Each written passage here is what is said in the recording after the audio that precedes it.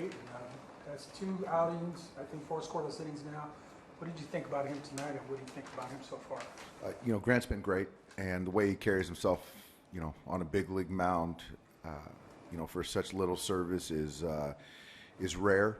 And obviously the fastball plays, he throws strikes, and he doesn't scare off. So, put him in a big spot in St. Louis here, and he's really shown well.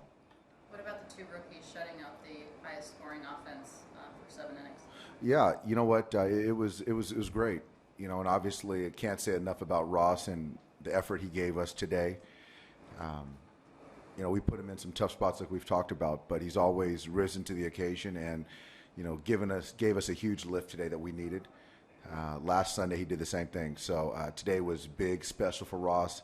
And you look at the defensive plays today, we were all over the place defensively. JT, Corey, Howie. And so it was just a great team effort, and that's a good club over there, obviously, and swinging the bats really well. And so for Ross to set the tone, and the bullpen, those guys to do their job, and to get the big fella back in at the back end of the game, it was great. Did you see something sort of click in Ross after the first 2 batters hitting pretty hard, Durant and Dan there? Yeah, no, I mean I just think that he settled in, and Mookie Betts, an elite player, and got a couple hits early, but he bared down, made pitches when he needed to.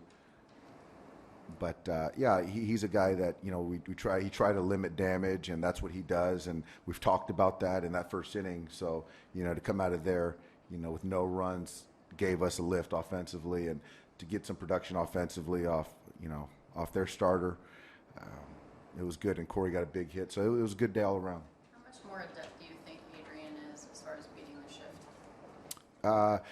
You know what? Today he did that, and threw out 3 hits today. So I think that he's got that skill. Sometimes maybe a little too much trying to beat the shift, but I think Adrian he's fine. He's a veteran player who's performed consistently, and so left on left 3 hits, and he's very, very intelligent. Josh Reddick had his first hit as a Dodger. He looked very, really. Yeah, you know what? In Colorado, he had good at bats and just had nothing to show for it. So I think that, yesterday he really wanted to get that first one here in front of the home crowd and didn't get it. And so today, after 3 at bats, maybe pressing a little bit, but stayed on a breaking ball, got a base hit. So I think that was a big relief for him. But defensively, very sound, very good. And I still like his at-bat quality.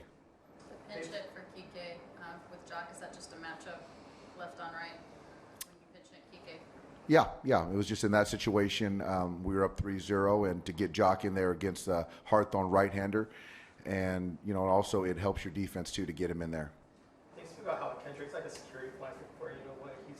He made a really nice play on the throw second base. He's been playing left field most of the year, and you're able to slide him in wherever he is. Yeah, you know what? Howie's that versatility he's given us has been huge, and so out there we've been playing him a lot in left field, and today was in the right place, but still that ball off Ortiz's bat in that first inning was a game changer. I mean, that could have been the difference in the game. So to save that run was a big play. When a team makes a few moves at the trade deadline, does it take a couple of days for the new group to come together chemistry-wise? I think every clubhouse is different, and I think that it's hard to and every player is different, and how they adjust to that change. But as far as our clubhouse, our guys, I think that all 4 guys that we acquired, and even Bud Norris, right when they came in, they feel comfortable here. So I think that's the main component, and the production, that's a different variable. Doc, it worked, but the decision to leave Dayton in to pitch to Hanley there when you had PD up in the bullpen, could you tell us about that? I felt good with that matchup. It's not always, I think that people try to always pigeonhole the left-right thing, and I felt good about Dayton against Hanley. Would you have gone against him in the 8th, 1 more guy on? Yes, he was going to get through Hill. He was going to get Bradley. Dave, Corey Seager had that RBI double in the 5th. You guys were only up 1-0 at the time. It's lefty on lefty. I think he set a new LA Dodgers record. It's a really clutch hit. Is this kid pretty much Is it at the point where he doesn't surprise you anymore? Yes, he is at that point. We had the knuckleballer last night, and he's got some big hits for us in some big spots. And yeah, you get the left on left and the breaking ball first pitch, and that was a huge hit for us. So Corey, he prepares himself well. He doesn't panic, doesn't scare off. So anything he does, I think that I don't think it surprises him anymore. Doc, one of the unsung heroes in that bullpen is Joe Bland. He just all year long he's just been really consistent, and yet he's under the radar most of the time. He is. You know what? I think outside this clubhouse, he's under the radar, but inside, we realize his value. And from pitching in long relief to then going to the 8th to then mixing and matching him in the 6th, 7th, and he's a very unselfish player. He wants to win, and he's found a nice niche for himself as a reliever at the back end of his career.